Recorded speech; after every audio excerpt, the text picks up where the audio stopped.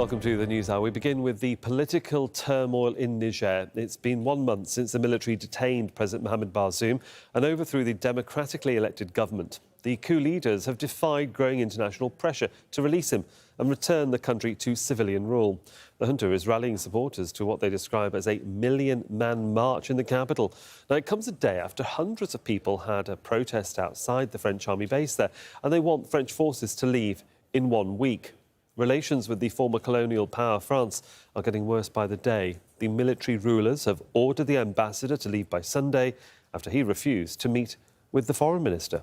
And the West African bloc, ECOWAS, is increasing pressure on the coup leaders. It says it's determined to end a spiral of coups in the region and that military intervention is still very much on the table.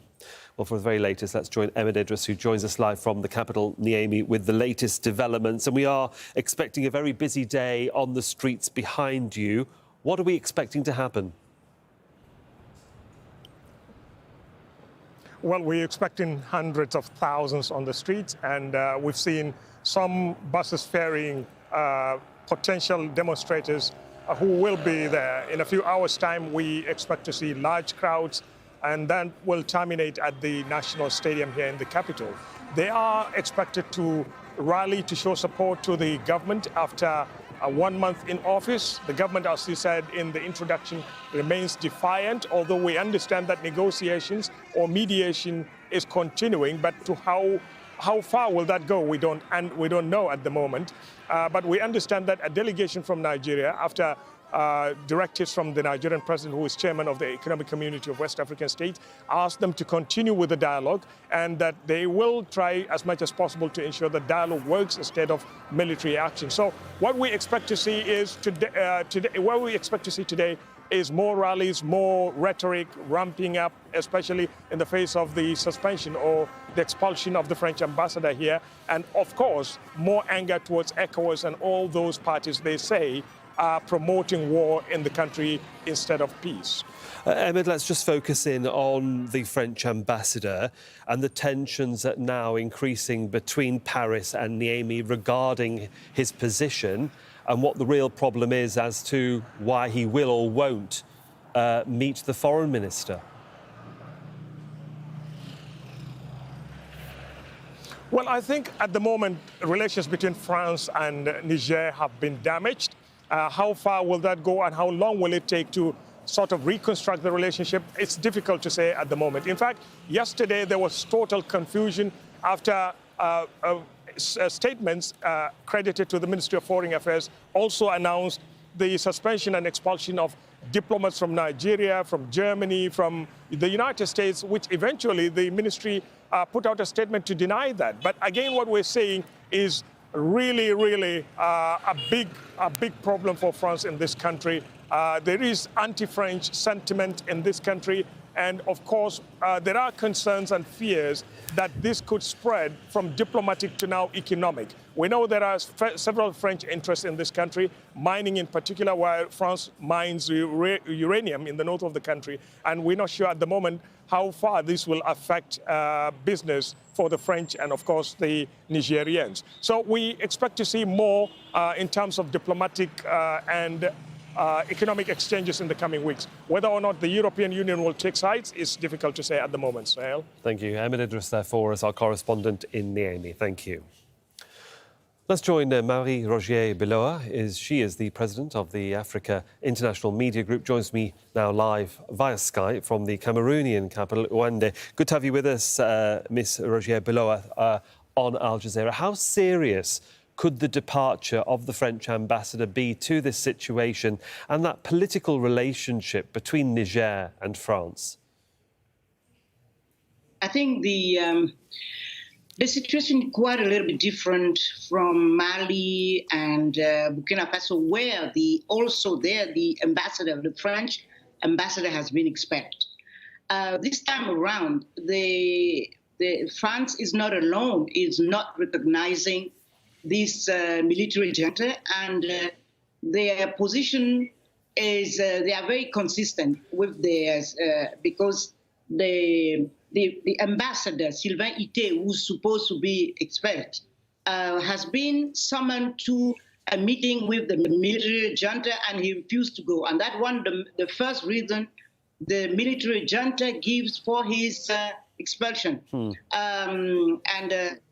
Prior to that, the military junta had announced that now they are breaking up the military agreements with France. And France had also said, you are not entitled, you are not legitimate to do so, so they rejected that. So that's the second thing they tried to do against France. Indeed. So while these, if I just jump in there, ma'am, while these issues continue and fester, if there is a departure of the ambassador from Niger, what sort of impact is this going to have on the relationship, really, with EU and Niger? France is a major partner in the EU organisation. It's hard to imagine that the EU won't react to a member state being told to leave Niamey. Or are, in your opinion, those views divided as well between EU member states? OK, yeah. When the French ambassador were expelled from Mali and Burkina Faso, not really much happened. I mean, well, there were some retaliation, like some cooperation programs were suspended, but that's classical. But this time, the story is not written yet. Let's see if the French ambassador really leaves. Because France today feels what is happening now in Niger has not much to do with France. That's the way they feel about it. Maybe they fail to see that there's a larger, bigger picture where people are fed up with France and etc. But on this particular moment, they feel there are many things happening in the background. Like, for instance, the President Bazoum, the democratically elected president who has been overthrown. Maybe in the background there's with the former president who handed over power to him democratically, but stayed very much in the background. There was a feud on who will manage oil, the new oil, the newfound oil, and things like that. So France is like, let's wait and see. And the process of negotiation is officially still going on, as we know. Okay. So I think they won't budge now, and they wait to see what happens. OK, well, Niger is digging its heels in that it's given its authority to its regional neighbours to defend them if attacked by foreign powers. Niger seems certain the writing is on the wall when it comes to conflict. Is it? So I'm not sure I got you. Niger's digging its heels in. Niger is digging its heels in. It thinks it's going to be attacked by ECOWAS, for example. Do you think the writing? Yes. Do you think the writing is on the wall? Well, what we know for sure is that ECOWAS is determined not to let go this coup this time around. That's for sure. But now. They also see that the military option is very, very unpopular among Africans as a whole, in West Africa to begin with, and on the continent. So they are figuring out how they can deal with that. But we just know that the story is not written yet. We will see what happens. Although some mediators say that the military junta is totally impervious to dialogue. They don't want to hear anything.